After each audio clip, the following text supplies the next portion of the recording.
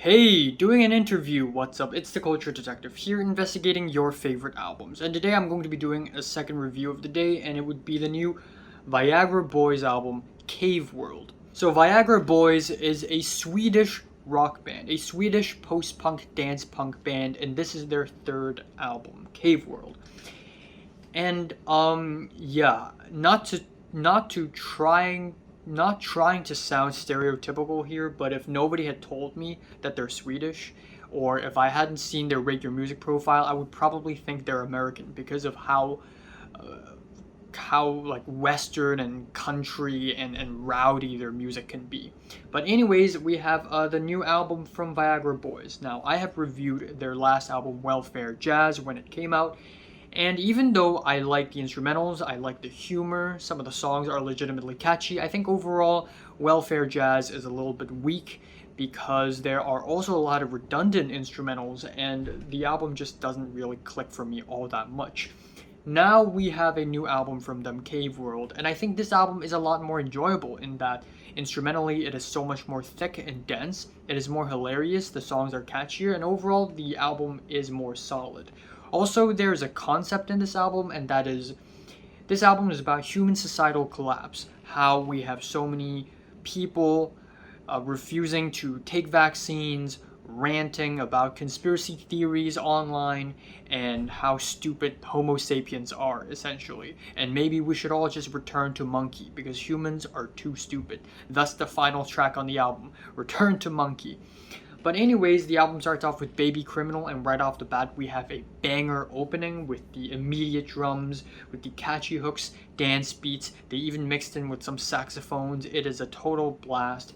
And this track is also about mass shootings, how Baby would grow up to become kids and teens with guns, and it is a fun but also kind of a crazy track. Next up, we have Troglodyte with the driving beats and bits of guitars and synths, which I think is really nice. And lyrically, this track is about going crazy and being violent. And even though this track is another really fun track off of the album, I think it's just not as interesting or as unique as I would have hoped this track would be. Same for the next track, Punk Rock Loser, which is the track that's really loose, that's really messy, a bit of a slop in my opinion, also instrumentally and hook-wise, it's a very mild track.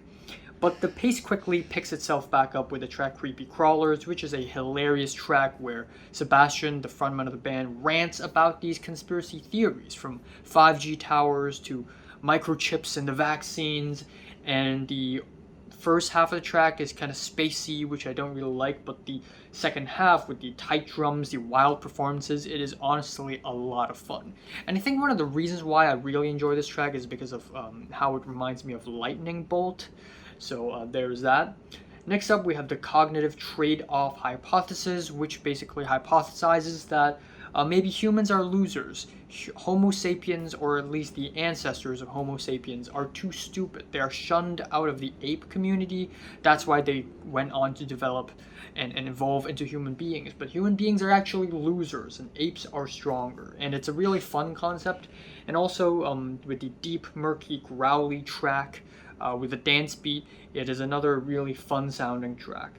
The track Ain't No Thief sees the main character being accused of thievery and the main character trying to deny being a thief when he is in fact a thief. And I really like the funky guitars, the layered vocals, and the noisy instrumentals on the track.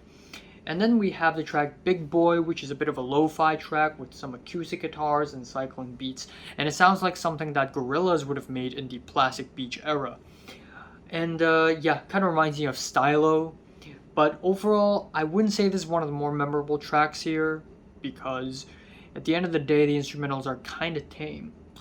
Then we have ADD, which is a straight up dance punk track. It is more dance than it is punk, with the very electronic production, with the synths and everything. It is catchy, bright, and fun. Finally, the album ends off on Return to Monkey, where we have Leave Society, Return to Monkey, where I think it's really cool that a band would embrace a meme like this and make a song out of it. Yeah, I mean, it's an old meme, but that being said, it is a really good song. It is the catchiest and the biggest song on the album, with fire riffs and shouty vocals. So yeah, overall this album is not bad. I think a lot of the tracks here are really fun, sharp, bright, and with a sense of humor. I wouldn't say it's the greatest album ever. There are certainly a few tracks here that sort of bore me, and I think certain moments on this album is kind of mild, but overall I think this is a really solid album, and I'm giving it a light 8 out of 10. So have you listened to the latest Viagra Boys album from 1 to 10? I was rated, like, and subscribe if you want more, and thanks for watching.